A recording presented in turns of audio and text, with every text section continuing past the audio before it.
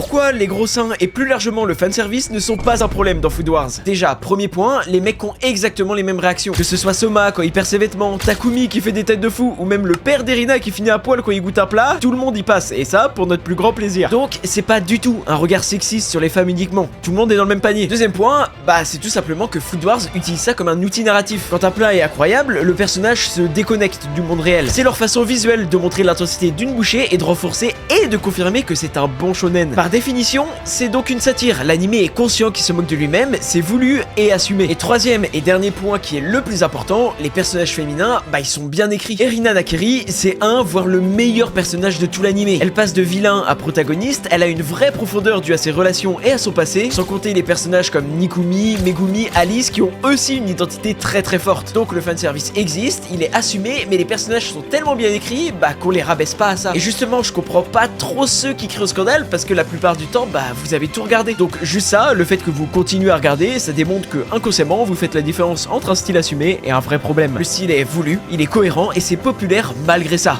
Fin du débat. Et si tu veux apprendre le japonais en regardant des animés, clique sur le lien en bio.